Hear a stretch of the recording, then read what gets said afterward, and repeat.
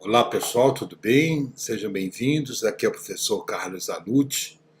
A gente vai iniciar esse vídeo dando sequência aos anteriores que a gente discute alguns temas do direito processual do trabalho. E o nosso tema de hoje é a questão do pagamento das custas, no caso do reclamante faltar à audiência. E se ele não comprovar dentro de um prazo um motivo relevante, legalmente justificável, para ele poder ingressar com uma nova ação, ele tem que pagar essas custas. Vamos ver como funcionava antes. Antes da reforma trabalhista, que começou a vigorar a partir de novembro de 2017, existiam duas penalidades no caso da audiência inaugural, o reclamante não comparecer. Um é que o processo era arquivado, e se ele fosse beneficiário da justiça gratuita, não teria que pagar nenhumas custas e poderia ingressar com uma nova ação. A outra disposição que ainda persiste na CLT, na Consolidação da Lei do Trabalho, é o Instituto da Perempção, que diz o seguinte, a CLT: se o reclamante faltasse por 2 vezes, ele ficaria impedido de ajuizar uma nova ação pelo prazo de 6 meses. Muitos disseram que tal dispositivo é inconstitucional, só que tanto o Supremo Tribunal Federal como o Tribunal Superior do Trabalho atestaram a constitucionalidade desse dispositivo, ou seja, que não feria o princípio do acesso à justiça você impedir que o trabalhador reajuizasse a terceira ação se nas 2 anteriores ele faltasse à audiência e o processo fosse arquivado. Por que é importante frisar isso? É que a atual redação do artigo 844 da CLT diz o seguinte: se o reclamante faltar à audiência, ele será condenado ao pagamento das custas, mesmo beneficiário da justiça gratuita. E vai mais além. Diz que ele tem o prazo de 15 dias, que no caso são 15 dias úteis, para comprovar que essa ausência à audiência foi por um motivo legalmente justificável. E aí a CLT não diz qual é esse motivo legalmente justificável, ou seja, vai ficar pelo critério de equidade, de ponderação, de analogia do juiz. Se ele não comprovar este motivo, para ele ingressar com uma nova ação, ele tem que pagar as custas daquele processo anterior. Primeiro se discute se essa norma é constitucional ou não.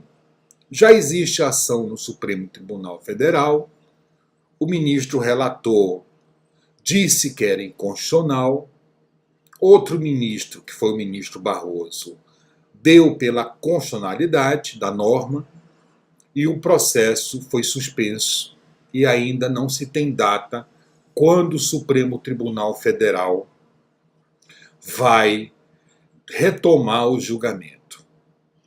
O que já se sinaliza, pelo menos é o que eu prevejo, eu não acho que o Supremo Tribunal Federal irá dizer que esta norma é inconstitucional, pelo precedente anterior e pelo movimento político, jurídico que nós estamos enfrentando hoje em dia. Que há uma grande tendência no Supremo Tribunal Federal de muita flexibilização na interpretação da norma processual trabalhista e também do direito material do trabalho, o direito do trabalho. Se já existe esse precedente, ou seja, você impede o reclamante de ajuizar uma ação se ele faltar 2 vezes, e esta norma já foi tida como constitucional, Ou seja, você impede o acesso à justiça do trabalhador se o Supremo Tribunal Federal, diante das suas últimas decisões e com base nesse precedente, eu creio que não será declarada inconstitucional. Mas vamos ver. Isso tudo muda, a conjuntura política, os movimentos sociais, a questão que o Brasil hoje enfrenta. Então, eu não acho que o Supremo Tribunal Federal irá declarar inconstitucional. Do meu ponto de vista, eu também não acho inconstitucional justamente por esses argumentos.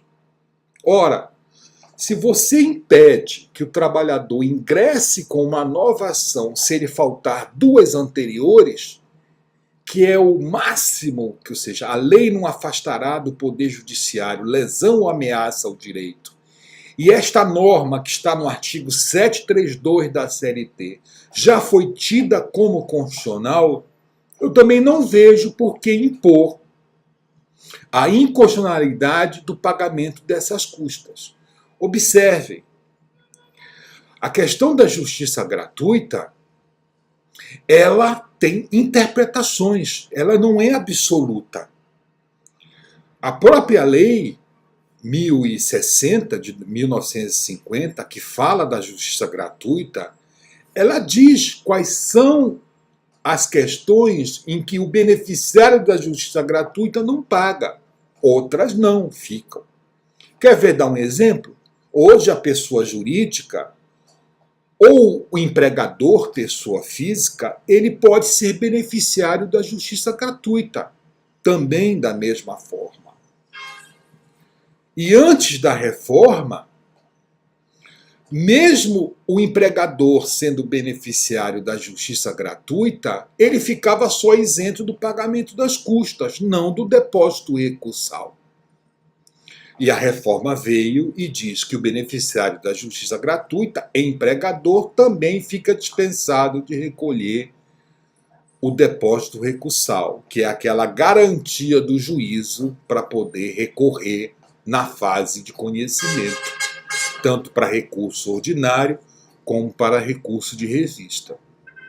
Então eu não consigo ver inconstitucionalidade. É uma penalidade que é dada ao trabalhador. Então, a gente tem confundindo beneficiário da justiça gratuita com pagamento de custas para o reajuizamento. O beneficiário da justiça gratuita, ele não está isento de pagar essas custas para recorrer.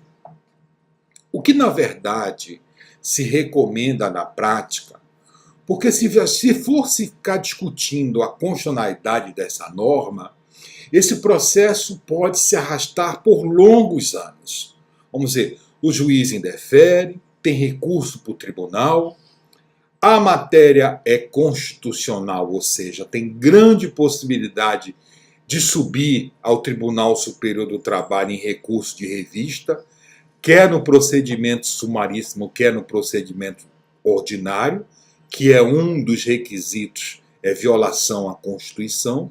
Enquanto isso, o trabalhador não vai poder ingressar com a ação, porque se assim o fizer, haverá litispendência, que é o ajuizamento da mesma ação com as mesmas partes, causa de pedir e pedidos.